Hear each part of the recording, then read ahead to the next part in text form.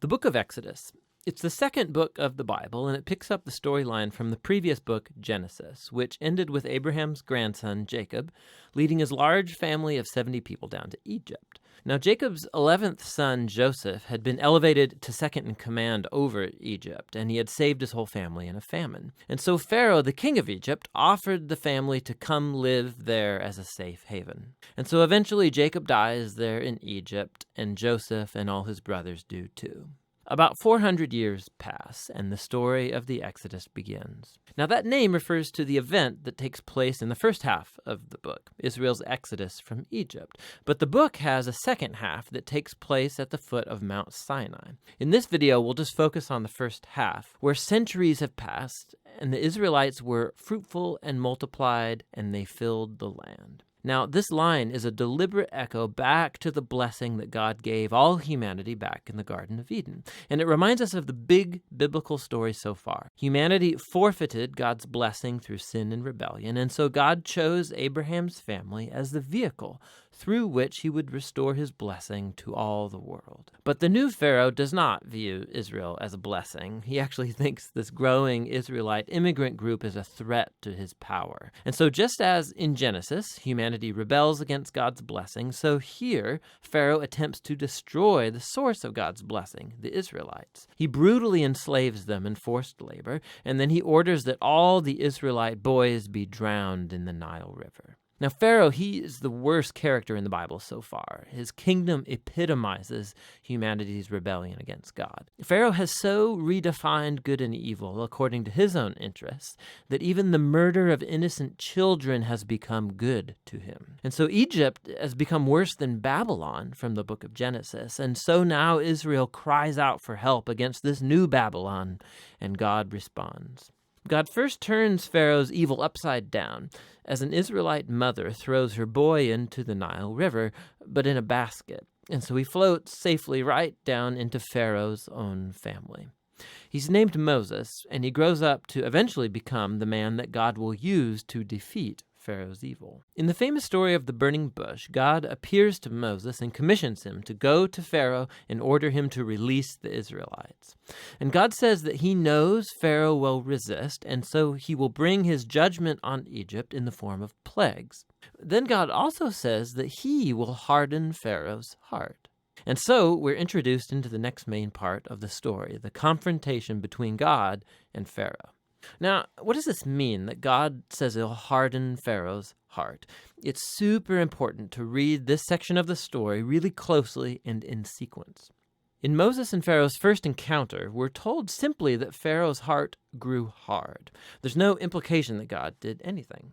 And so in response, God sends the first set of 5 plagues, each one confronting Pharaoh and one of his Egyptian gods. And each time, Moses offers a chance for Pharaoh to humble himself and to let the Israelites go. But after each plague, we're told that Pharaoh either hardened his heart or that his heart grew hard. He's doing this of his own will. And so eventually, it's with the second set of 5 plagues that we begin to hear how God hardened Pharaoh's heart. So the point of the story seems to be this. Even though God knew that Pharaoh would resist his will, God still offered him all of these chances to do the right thing.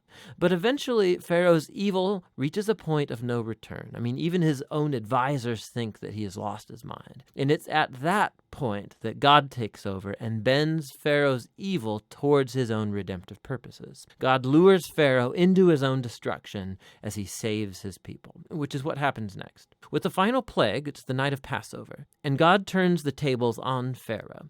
Just as he killed the sons of the Israelites, so God will kill the firstborn in Egypt with a final plague. But unlike Pharaoh, God provides a means of escape through the blood of the Lamb. And here the story stops and introduces us in detail to the annual Israelite ritual of Passover. On the night before Israel left Egypt, they sacrificed a young, spotless lamb and painted its blood on the doorframe of their house. And when the divine plague came over Egypt, the houses covered with the blood of the lamb were passed over, and the son spared. And so every year since, the Israelites have reenacted that night to remember and to celebrate God's justice and his mercy.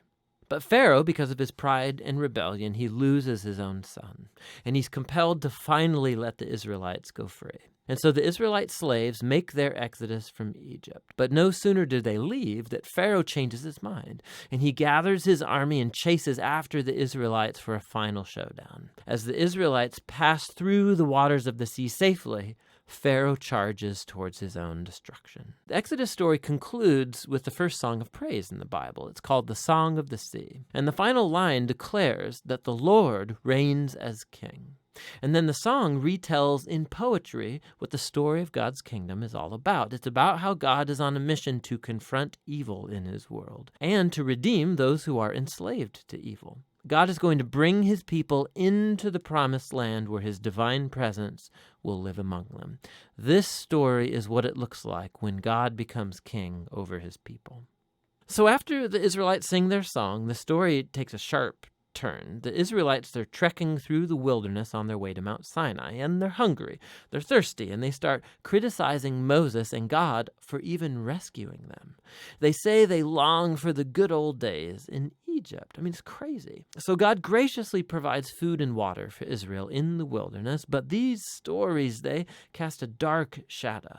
And we begin to wonder, could it be that Israel's heart is just as hard as Pharaoh's? We shall see. But for now, that's the first half of the book of Exodus.